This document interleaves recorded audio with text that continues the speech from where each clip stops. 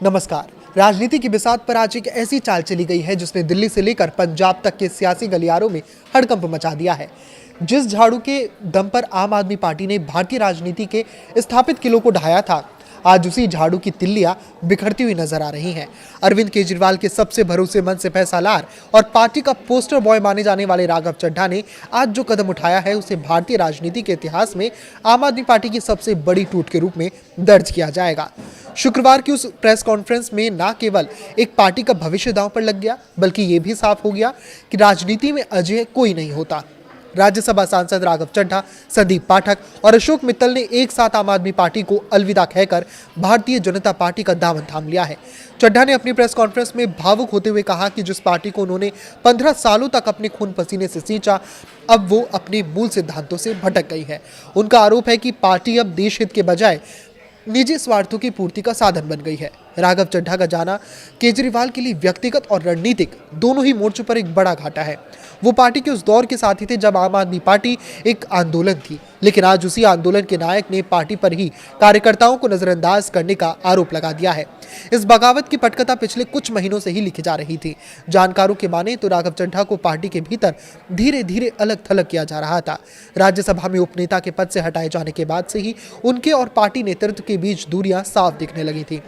चड्ढा ने खुद स्वीकार किया कि उन्हें काफी समय से लग रहा था कि ये गलत पार्टी में सही व्यक्ति बन गए हैं। उनके साथ संदीप पाठक की विदाई और भी चौंकाने वाली है, क्योंकि पाठक को पार्टी के संगठन विस्तार का चाणक्य माना जाता था। पंजाब और दिल्ली में आम आदमी पार्टी की जीत में पर्दे के पीछे उनकी भूमिका अहम थी। जब संगठन का वास्तुकार ही घर छोड़ दे तो नींव का हिलना लाजमी है। राजनीति के इस खेल में सबसे दिलचस्प मोड़ 2/3 का आंकड़ा है।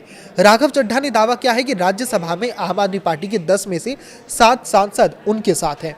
स्वाति मालीवाल, हरभजन सिंह, राजेंद्र गुप्ता, विक्रम साहनी जैसे नामों का उनके साथ होना यह दर्शाता है कि यह महज एक व्यक्तिगत इस्तीफा नहीं, बल्कि पूरी पार्टी का विभाजन है। इन नेताओं ने राज्यसभा के सभापति को अपने साइन किए गए दस्तावेज सौंप दिए हैं, जो इस ओर इशारा करते हैं कि वो दल बदल के विरोधी कानून की पेचीदगियों से बचने के लिए पूरी तैयारी के साथ आए हैं। अगर ये दावा सही साबित होता है तो सदन में भी आम आदमी पार्टी अपनी आवाज और रसूख खो देगी। इस टूट के बीच पंजाब की राजनीति में भी सुगबुगाहट तेज हो गई है। पंजाब कांग्रेस के अध्यक्ष अमरिंदर सिंह राजा वड़िंग ने इसे विचारधारा पर पैसे की जीत करार दिया है। वड़िंग का दावा है कि ये तो बस शुरुआत है और आने वाले दिनों में पार्टी के लगभग 50 विधायक भी पाला बदल सकते हैं। यदि ये सच होता है तो पंजाब की भगवंत मान सरकार पर भी संकट के बादल मंडरा सकते हैं। विपक्ष के लिए एक सुनहरा मौका है, जहां वो कट्टर ईमानदार होने के दावे पर सवाल उठा रहे हैं। बहरहाल, अगर इन नेताओं की राजनीतिक और व्यक्तिगत उपलब्धियों को देखें तो इनका आम आदमी पार्टी से बाहर निकलना सही मायनों में अरविंद केजरीवाल के लिए जोर का झटका है। जोर का झटका बहुत जोर से लगा है। माना जा सकता है कि पंजाब से राज्यसभा सांसद हैं और इस पद पर वो अप्रैल 2022 से हैं। पिछले दिनों राघव चड्ढा ने पार्टी की तरफ से राज्यसभा में उपनेता के पद से हटाया दिया था, जिसका उन्होंने विरोध किया था।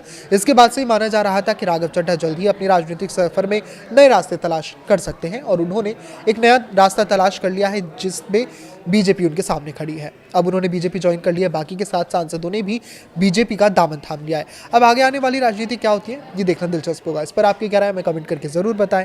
लाइक करें, शेयर करें और इसी तरह जुड़े रहें। नमस्कार।